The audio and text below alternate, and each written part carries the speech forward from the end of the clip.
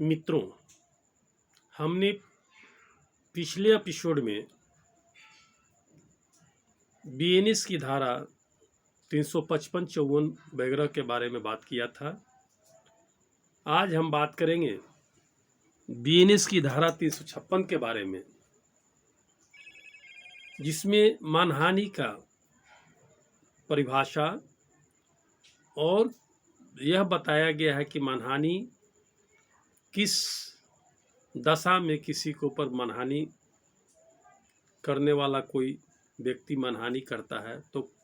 अपराध हो सकता है। तो 356 का सबसेक्शन 1 कहता है कि जो कोई बोले गए या पढ़े जाने के आशीष शब्दों द्वारा या संकेतों द्वारा या दृष्टि रूपेण द्वारा किसी व्यक्ति के बारे में लांछन लगाने के आशय से प्रकाशित करता है, ऐसे लांछन से ऐसे व्यक्ति की ख्याति की हानि की जाए और यह जानते हुए कि ऐसा करने से उसकी जो ख्याति है उसका हानि पहुंचेगा, तो वह इस सेक्शन के तहत मानहानि की सजा के लिए दोषी होगा और यह माना जाएगा कि उसने उस व्यक्ति की मानहानि की है। आपको एक चीज़ और बता दें, इसमें स्पष्टीकरण है कि कोई व्यक्ति यदि किसी मृत व्यक्ति के बारे में भी ऐसा ही कहता है जिससे कि उसकी मानहानि होती है, जैसा कि वह जीवित रहने पर उसको मानहानि प्रतीत होता, या उसके परिवार के जो सदस्य लोग हैं या रिलेटिव हैं उनकी भावनाओं को ठेस पहुंच रहा है, तो वह मानहानि की दशा में मानहानि के रूप में वह व्यक्ति जो मानहानि का संकेत के द्वारा या किसी रूप में या प्रकाशित करके या लोगों के बीच में चर्चा करके कहता है, वह मानहानि के लिए दोषी होगा। इसी तरह से यदि किसी कंपनी या संगम या व्यक्तियों के समूह के संबंध में वैसी हैसियत में कोई लांछन लगाना या लांछन लगाता है तो वह भी मानहानि की कोटि में आएगा। व्यंग उक्ति के रूप में अभिव्यक्त लांछन भी मानहानि की कोटि में आएगा। इसी तरह से स्पष्टीकरण 4 कहता है कि कोई लांछन किसी व्यक्ति की ख्याति की अपहानि करने वाला नहीं कहा जाता जब तक कि वह लांछन दूसरों की दृष्टि में प्रत्यक्षतः या अप्रत्यक्षतः उस व्यक्ति के सदाचारिक या बौद्धिक स्वरूप को कम कर न करे, उसकी जाति को आजीविका के बारे में उसकी सील को कम न करे, यानी उसका जो जाति है, आजीविका है या साख है, उसको इस स्थिति में कोई अपमान करके या उसका शिकायत करके ख्याति को ठेस पहुंचाए, जो समाज को भी लगना चाहिए कि सचमुच उसने मानहानि किया है, तो वह मानहानि की श्रेणी में आएगा। उदाहरण के रूप में यदि कोई व्यक्ति क नाम का कोई व्यक्ति इस आशय से कि य ने ख की घड़ी चुराई है कहता है कि य ने ख की घड़ी चुराई है, तो क्या कहता है कि यह एक ईमानदार व्यक्ति है और उसने घ की घड़ी कभी नहीं चुराई है। देखिए यहाँ कहने का तरीका देखिए, कहता है कि यह एक ईमानदार व्यक्ति है और उसने ख की घड़ी नहीं चुराई है। लोगों को लग रहा है कि सफाई दे रहा है कि ना यह तो एक ईमानदार है, वह ख की घड़ी नहीं चुराई है, लेकिन वह जो है इनडायरेक्ट रूप से मानहानि कर रहा है, यानी लोगों को ये बता रहा है कि ये चोर भी हो सकते हैं। इसी तरह से कई और अपवाद हैं जो मानहानि की श्रेणी में लाने से बचाता है। जैसे अपवाद 1 है किसी ऐसे व्यक्ति का लांछन लगाना जो किसी व्यक्ति के संबंध में सत्य हो, मानहानि नहीं है। यदि कोई लांछन किसी व्यक्ति पर लगाता है और सही है तो मानहानि की श्रेणी में नहीं आएगा। इसी तरह से कोई दुकानदार है और वह अपना एक नौकर रखे हुए हैं, नौकर या मालिक जानता है कि जो ये ग्राहक है उसका आदत है पैसा उधार करना या किसी तरह का भी, और कह देता है कि नहीं नहीं इनको उधार मत दीजिए, ये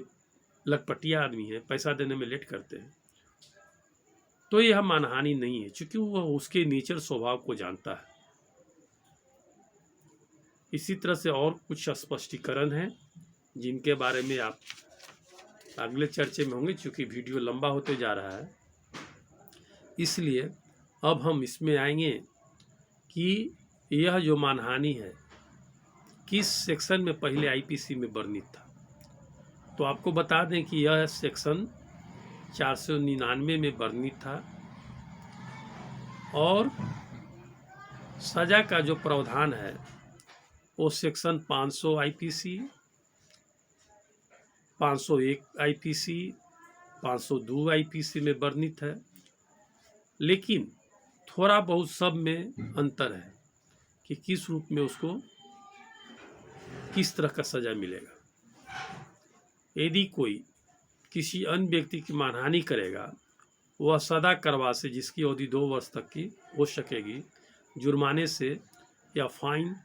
या सामुदायिक सेवा से भी दंडित किया जाएगा। सामुदायिक सेवा का मतलब है उसे यदि न्यायालय समझे तो उसे मंदिर मस्जिद या जहाँ भी सामाजिक काम होता है वहाँ उसे सेवा के लिए भेज सकता है बिना वेतन, या संस्था चाहे तो कुछ उसको सहयोग राशि दे सकता है।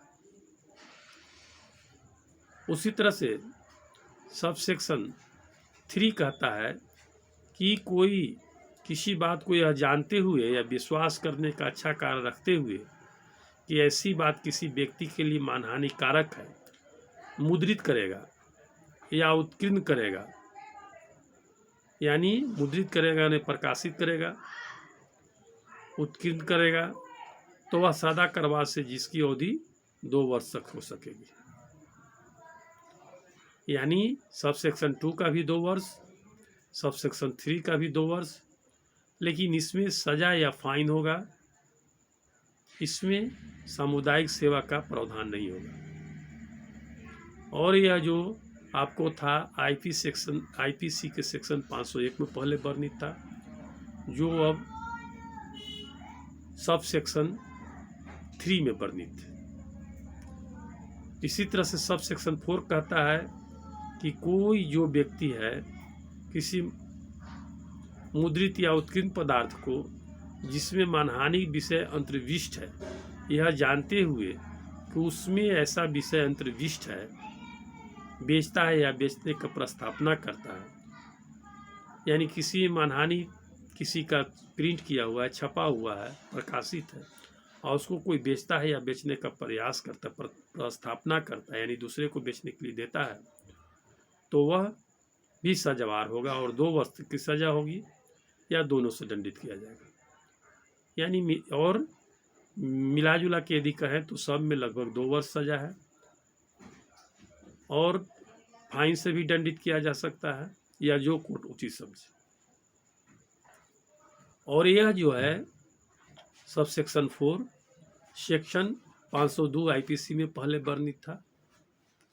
और ये जो अपराध है नॉन कॉग्निजेबल है, बेलेबल है, कोर्ट ऑफ सेशन के द्वारा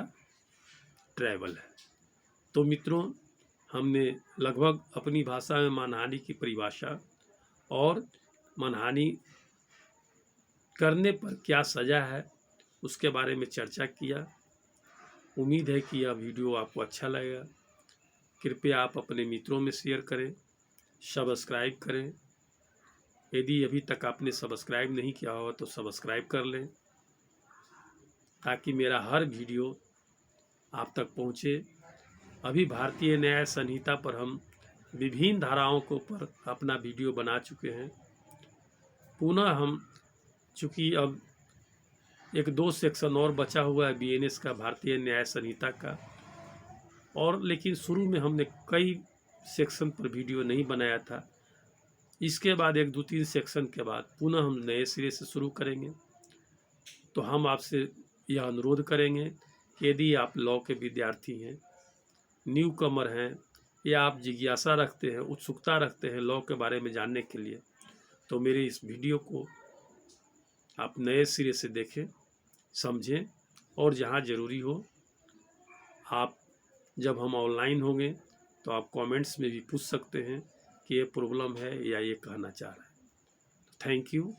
नमस्कार, सत श्री अकाल, धन्यवाद।